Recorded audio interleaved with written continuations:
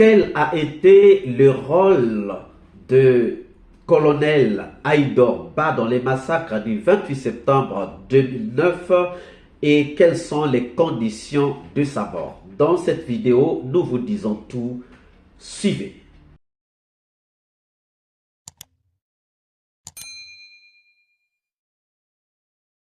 Bonjour, bonsoir, cela dépend de l'heure à laquelle vous regardez cette vidéo. Nous vous souhaitons la bienvenue si vous nous découvrez pour une première fois. C'est toujours un réel plaisir, oui, ça a toujours été un réel plaisir pour nous de venir vous présenter, de venir vous partager le peu d'informations, le peu d'analyses que nous avons glanées de gauche à droite pour nous éclairer dans la recherche de la vérité dans ce procès des massacres du 28 septembre 2009.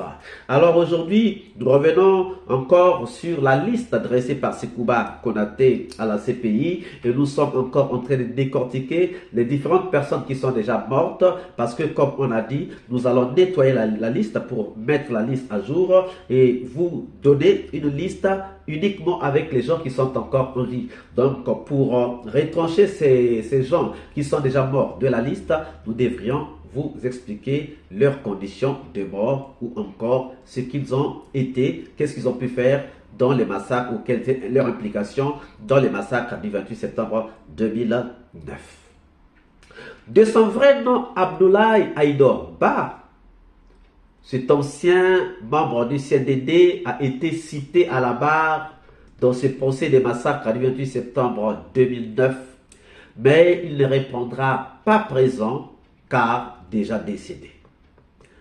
Accusé en fait dans l'affaire du 19 juillet 2019 de l'attaque contre le domicile privé d'Alpha Condé avec beaucoup d'autres officiers, il subit de graves tortures dans la prison et malgré le non-lieu prononcé par la justice, Alpha Condé refuse de le libérer. Les tortures et les malaises vont donc l'emporter sur lui. Sekouba Konaté s'est beaucoup investi, il a beaucoup mis la pression pour qu'il soit libéré, mais malheureusement, lorsqu'on le libère, il est déjà trop tard. Il est déjà trop tard. On l'envoie au Maroc pour prendre des soins, mais dès qu'il arrive, les médecins marocains disent qu'ils ne peuvent rien. Qu'ils ne peuvent rien. Ils disent, nous ne pouvons plus rien faire. Vos médecins le savaient déjà avant de l'envoyer. Retour donc à l'envoyeur. Haïdor Bah reviendra au bercail pour attendre sa mort qui ne va pas tarder. Qui donc était le colonel Haïdor Bah cité à la barre? Loyal et intègre, Haïdor Bah a servi sur plusieurs fronts, notamment le Libéria et la Sierra Leone. Il avait défendu la Guinée sur le long de la frontière libérienne.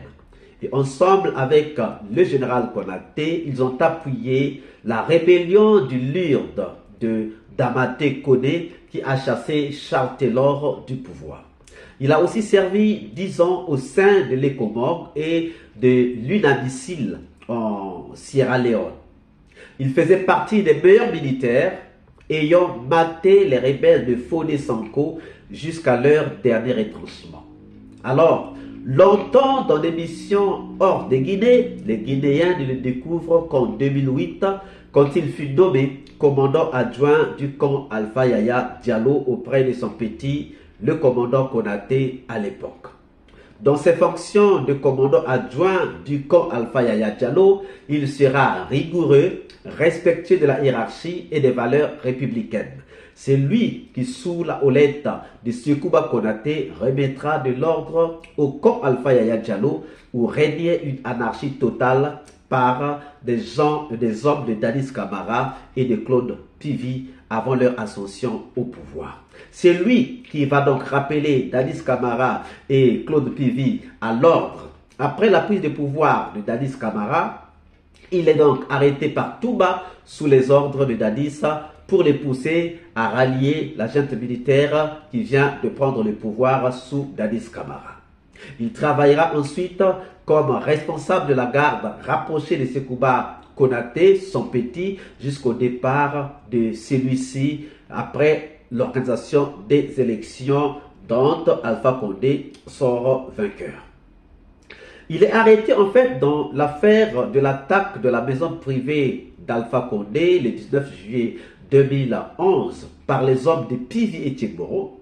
Il le torture à mort et la justice déclare un non-lieu sur l'affaire car personne n'est vraiment responsable parmi les personnes arrêtées. Voilà pourquoi même cette attaque sera qualifiée par les Guinéens auto-attaque, c'est-à-dire que une attaque perpétrée par Alpha Condé contre lui-même, soit un complot monté par lui-même Alpha Condé pour se débarrasser de quelques personnes ou encore disons de quelques militaires gênants.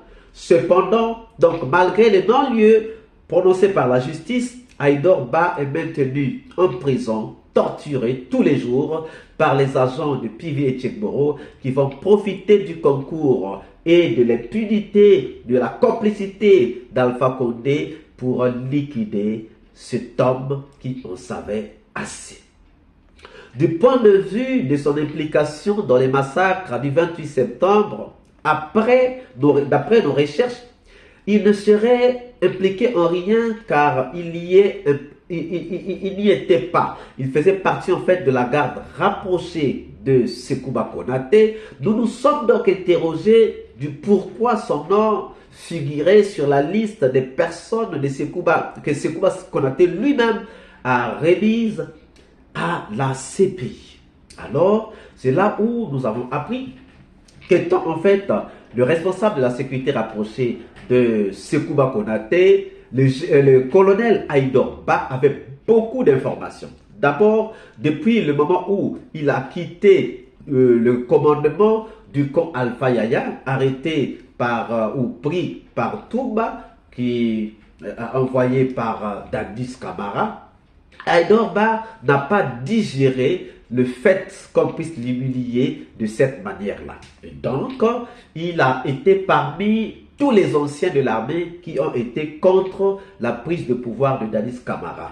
Nous vous rappelons que lors de la prise de pouvoir de Dadis Camara, beaucoup d'anciens de l'armée, les plus hauts gradés de l'armée étaient frustrés. Il y avait les généraux tels que le général Toto, il y avait beaucoup de gens qui étaient frustrés parce qu'en fait, ils se disaient que après la mort de Lansana Conté, il fallait quand même un haut gradé de l'armée pour prendre le pouvoir, puisqu'ils ne voulaient pas remettre le pouvoir aux civils, donc il fallait quand même un haut gradé de l'armée, mais finalement c'est un capitaine qui prend le pouvoir et beaucoup de militaires n'ont pas digéré cela.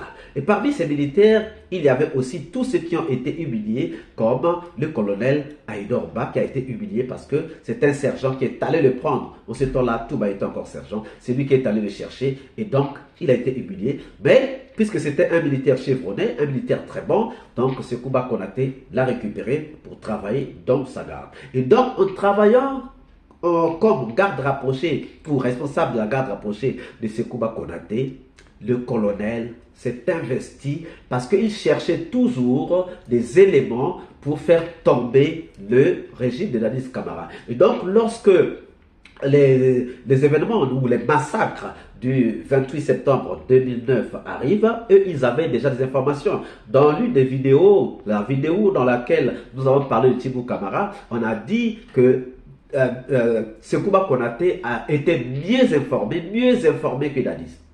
Il était mieux informé. Il contrôlait Dadis mieux que Dadis ne le contrôlait. Parce qu'il avait ses gens. Il avait déjà des gens. D'abord, lui-même, Sekouba Konaté, c'est un militaire ayant fait la guerre. Et il avait autour de lui des militaires ayant fait la guerre.